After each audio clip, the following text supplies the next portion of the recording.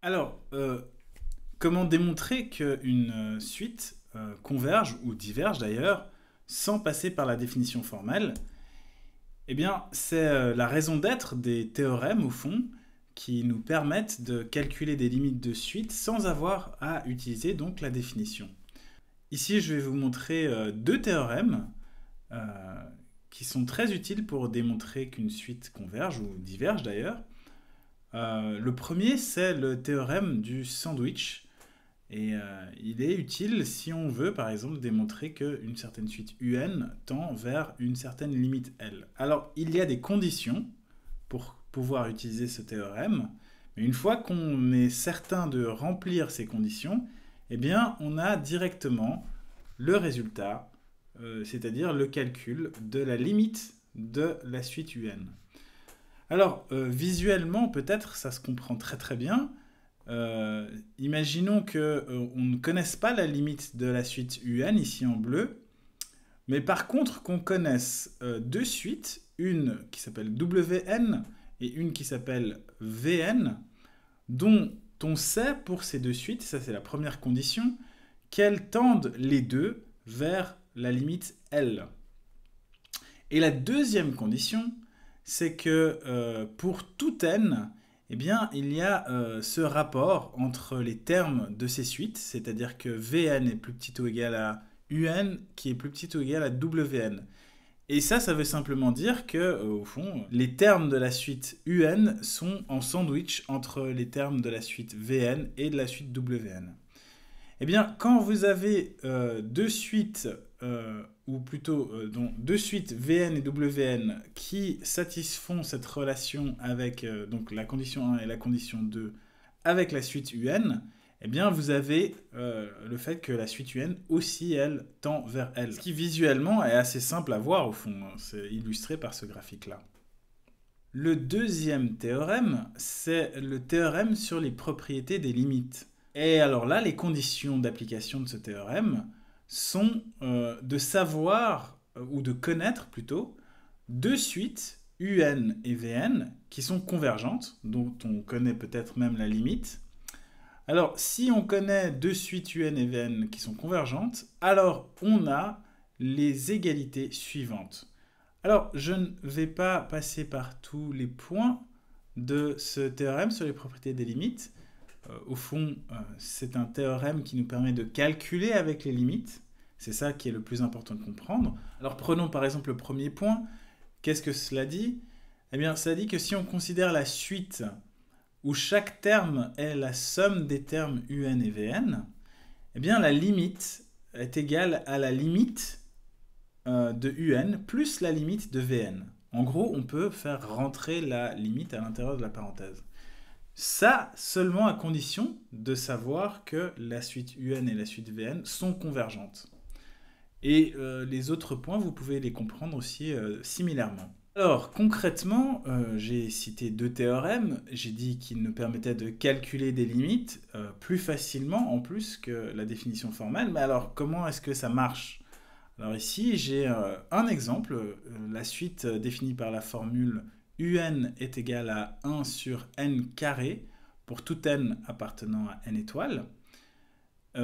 Peut-être que vous arrivez à vous imaginer que cette suite tend vers 0, mais comment peut-on le montrer sans passer par la démonstration avec la définition formelle? Eh bien, un premier moyen, c'est d'utiliser le théorème du sandwich. Alors, que faut-il avoir pour pouvoir appliquer le théorème du sandwich? Eh bien, il nous faut deux autres suites, une suite Vn et une suite Wn, qui satisfont les deux conditions d'application du théorème du sandwich. Alors ici, je considère une suite constante pour Vn. La suite Vn est égale à 0 pour tout n appartenant à n étoiles. Et pour la suite Vn, je considère la suite donnée par la formule Wn égale à 1 sur n pour tout n appartenant à n étoiles. Alors, pour Wn, j'utilise le fait que je sais, je vous ai montré la démonstration, même si je ne l'ai pas expliqué, que la limite de Wn est égale à 0.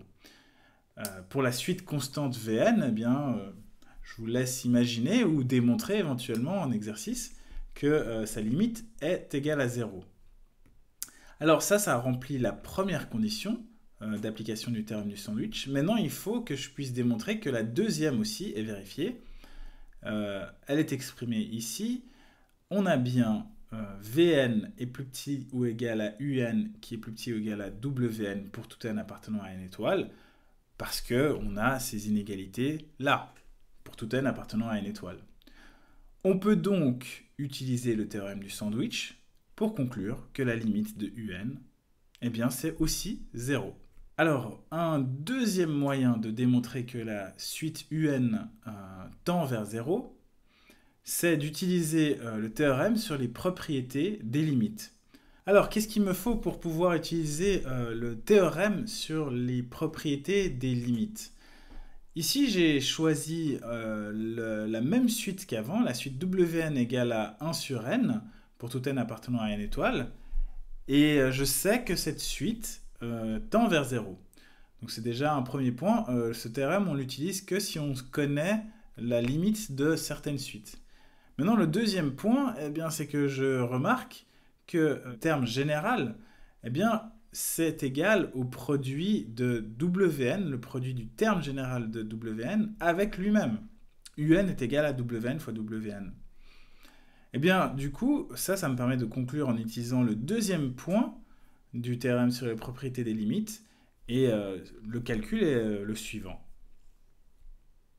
Alors, il est important aussi de connaître certaines suites particulières. Je vais vous parler de deux types de suites qui sont communes.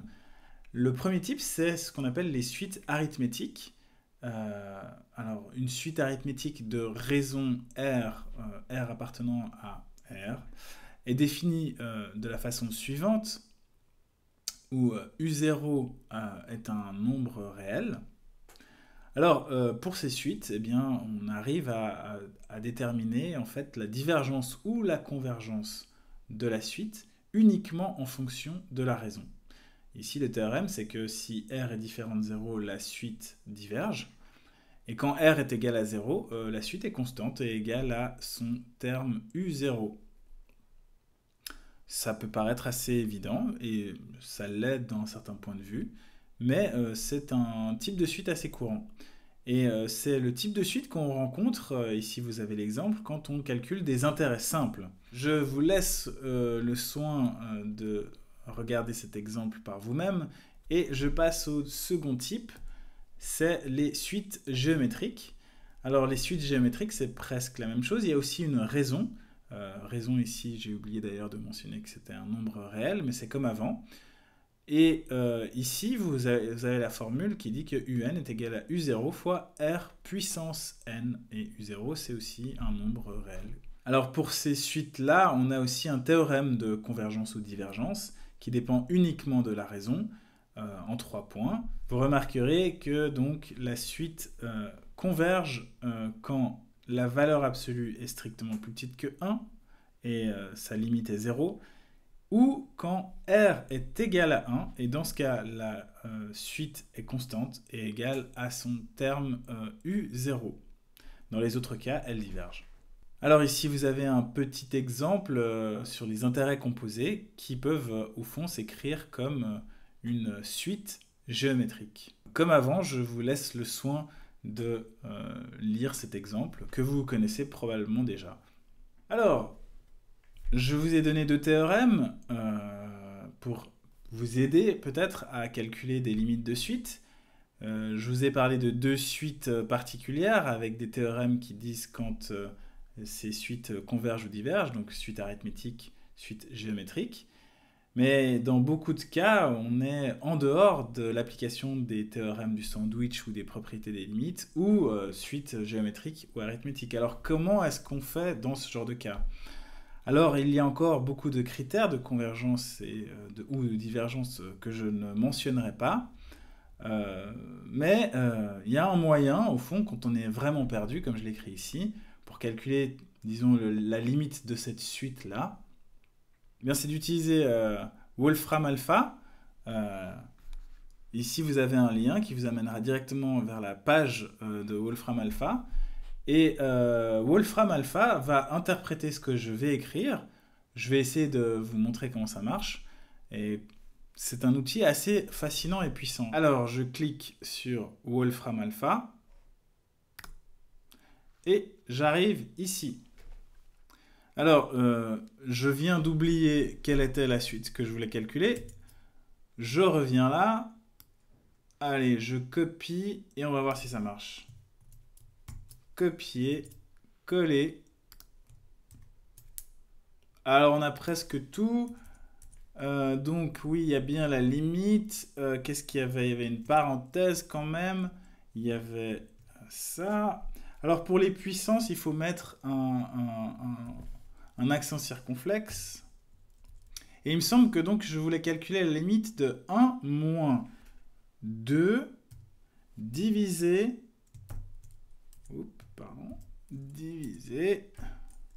par 3n. J'écris pas plus que ça et on verra ce que Wolfram Alpha me dira.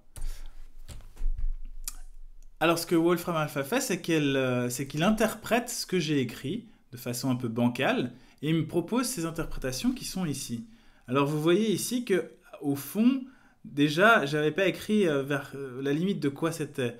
C'est plutôt ça qui m'intéresse. Alors je vais le rajouter pour que je vais dire n to, ah oui, c'est un site en anglais, to infinity.